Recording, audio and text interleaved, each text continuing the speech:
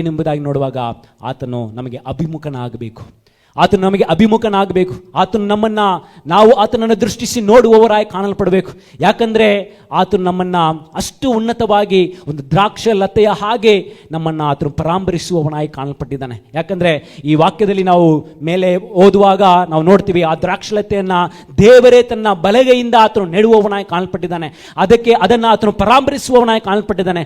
ಆದರೆ ಈ ದಿನದಲ್ಲಿ ಆ ದುಷ್ಟನಾದವನು ಆ ದ್ರಾಕ್ಷಲತೆಯನ್ನು ತೆಗೆದು ಬಿಡಬೇಕೆಂಬುದಾಗಿ, ಅದರಿಂದ ಯಾವುದೇ ಫಲಗಳು ದೊರೆಯಬಾರದು ಎಂಬುದಾಗಿ ಅನೇಕ ವಿಧದಲ್ಲಿ ಆತನು ಹೋರಾಡುವವನಾಗಿ ಕಾಣಲ್ಪಟ್ಟಿದ್ದಾನೆ. ಕ್ರಿಸ್ತನಲ್ಲಿರುವಂಥ ನಾವು ಸತ್ಯವೇದವನ್ನು ಓದಲಿಕ್ಕೆ ಬಿಡದಂತೆ, ಪ್ರಾರ್ಥನೆಯನ್ನು ಮಾಡದೆ ಬಿಡದಂತೆ ಸೈತಾನನು ಹೆಚ್ಚಾಗಿ ಆತನು ಹೋರಾಡುವವನಾಗಿ ಕಾಣಲ್ಪಟ್ಟಿದ್ದಾನೆ.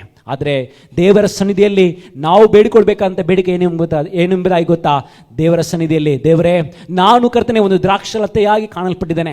ದೇವರೇ ಕರ್ತನೆ ನೀನು ನನಗೆ ಅಭಿಮುಖನಾಗಿ ಕರ್ತನೆ ಯಾರು ಆ ದ್ರಾಕ್ಷಲತೆಯನ್ನು ಕಿತ್ತು ಬಿಡದಂತೆ ಅದನ್ನು ಪರಾಂಬರಿಸಪ್ಪ.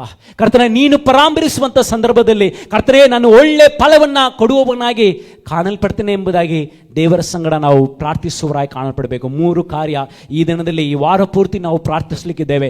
ದೇವರೇ ಕಿವಿಗೊಟ್ಟು ಕೇಳು, ಪ್ರಸನ್ನ ಮುಖದಿಂದ ನಮಗೆ ನೋಡು ಸ್ವಾಮಿ. ಕರ್ತನೆ ಅಭಿಮುಖನಾಗು, ಕರ್ತನೆ ನನ್ನನ್ನು ಪರಾಂಬರಿಸು ಎಂಬುದಾಗಿ ದೇವರ ಸಂಗಡ ನೀವು ಪ್ರತಿಯೊಬ್ಬರು ವಿಜ್ಞಾಪಿಸಿಕೊಳ್ಳುವವರಾಗಿ ಕಾಣಲ್ಪಡ್ರಿ. ಆಗ ಕರ್ತನು ನಿಮಗೆ ಬೇಕಾದಂಥ ಎಲ್ಲ ಸಹಾಯಗಳನ್ನು ಈ ವಾರದಲ್ಲಿ ಆತನು ಮಾಡಲಿಕ್ಕೆ ಆತನು ಶಕ್ತನಾಗಿದ್ದಾನೆ. ದೇವರ ಸನ್ನಿಧಿಯಲ್ಲಿ ಈ ವಾಕ್ಯವು ನಮ್ಮ ಪ್ರತಿಯೊಬ್ಬರ ಜೀವಿತದಲ್ಲಿ ಅದು ಕ್ರಿಯೆ ನಡೆಸುವಂಥದ್ದಾಗಿ ಕಾಣಲ್ಪಡಲಿ ಎಂಬುದಾಗಿ ನಾನು ಸಹ ಪ್ರಾರ್ಥಿಸುವನಾಗಿ ಕಾಣಲ್ಪಡ್ತೇನೆ. ಕರ್ತನು ತಾನೇ ಈ ವಾಕ್ಯಗಳಿಂದ ನಿಮ್ಮೆಲ್ಲರನ್ನು ಆಶೀರ್ವದಿಸಲಿ. ಆಮೇನ್.